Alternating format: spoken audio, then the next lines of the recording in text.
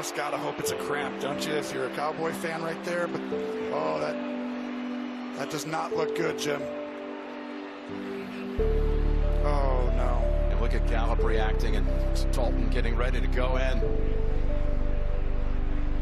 Oh, you can just see that at the bottom. Just oh.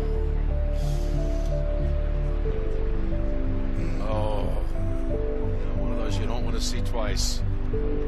I'm going to try to keep this intro as short and brief as possible because I think I'm going to be a little bit sick after what I just saw. I just wanted to let you guys know that I'm giving away a PlayStation 5 on my Instagram page, my Twitter account, and on this YouTube channel. All you have to do to enter on this YouTube channel is subscribe and turn on my notifications. And if you want to further support me, then drop a like. I'm just picking someone in my Noti gang to receive a PS5. Now that we got all of that out of the way, break!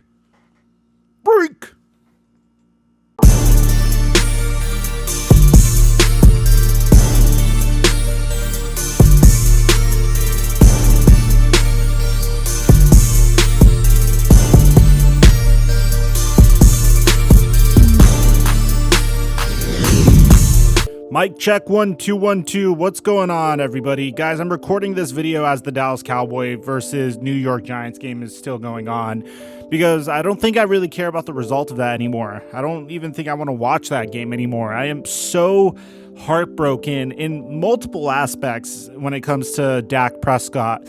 And I'm going to try to dissect this video into multiple parts. I want to cover why this is horrific for Dak as the person, what he's going through personally, and the struggles he's had to overcome for the past year, just so you could understand what this man has had to endure more recently. Then I'm going to go and discuss how this affects the Dallas Cowboys and how it affects his career and even how it affects him financially, but that's probably way less important.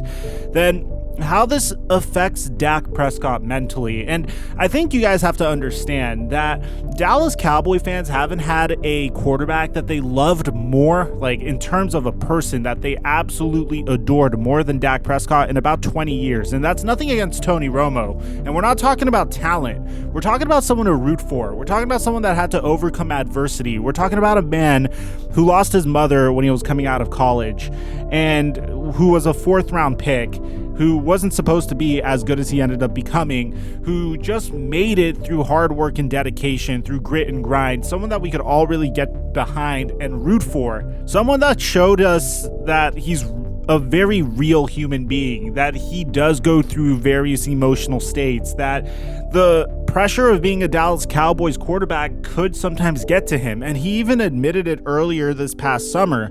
And if you don't know what happened to Dak this past summer, his older brother Jace passed away because he took his own life. And the reason why, apparently, and I'm not 100% sure about this, but the word about why Jace would do such a thing is the emotional toll it took on Jace to be with their mother before she passed away due to cancer.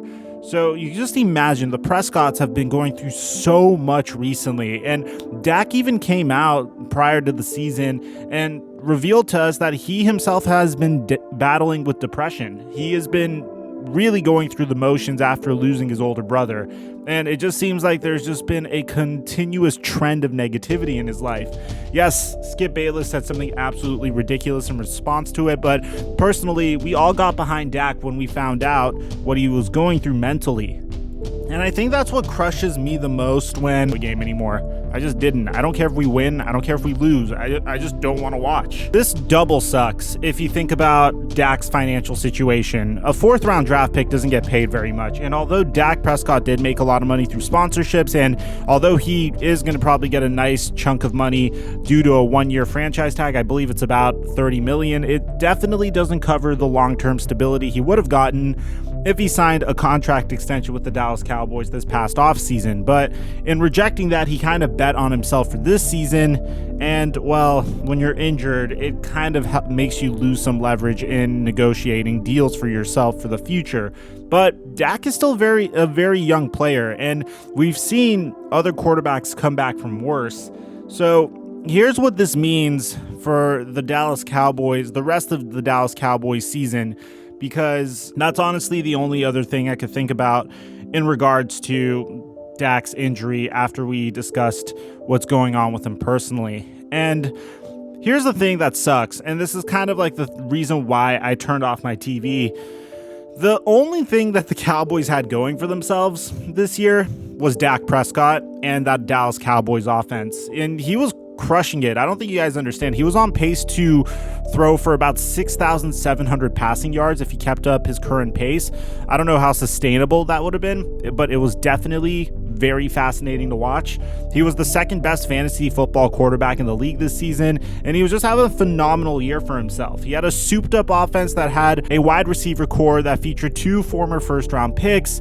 The Cowboys gave him an additional first round pick in CeeDee Lamb this year. They had Amari Cooper that they signed to a max contract extension, and Michael Gallup was a 1,000 plus yard receiver in his own right. You have Ezekiel Elliott at the halfback position, and you have an offensive head coach that prioritizes throwing the ball consistently. Dak was having a phenomenal season for himself. Look at the statistics right in front of you. He literally had 9 touchdowns, 3 interceptions, 1,690 yards through 4 games, and had a 68% completion percentage. And if the Cowboys were 1-3 with Dak playing this well, with Dak under center, then how well do you think they're going to do without Dak in terms of the Dallas Cowboys? I feel like we're looking at a team that's probably going to finish in the top 5 or the top 10 for the NFL draft, if you ask me. Because personally, I just don't see them going that far without Dak Prescott. Now, we have yet to understand the timetable of his return and his recovery. My assumption is he's not going to return this year. And this season's just been absolutely horrific for injuries. Hopefully there will be a preseason in the future. I think we all understand the value of a preseason now that we've seen all the horrific injuries happening in the NFL so far. Anyways, I just want to cap this off by saying hopefully Dak gets better soon. Hopefully this isn't a career-ending injury for him, and hopefully we'll see him back on the football field sooner rather than later, hopefully with a nice new shiny left tackle assisting him on the offensive line named Penei Sewell. Hopefully. Let me know what you guys think about the Cowboy season, what's going on with Dak Prescott, and just your overall thoughts about this in the comment section down below. I apologize for the lack of energy. This actually just took all of my energy out of me. I'm your boy Mike, and I'm dropping our mic until our next upload.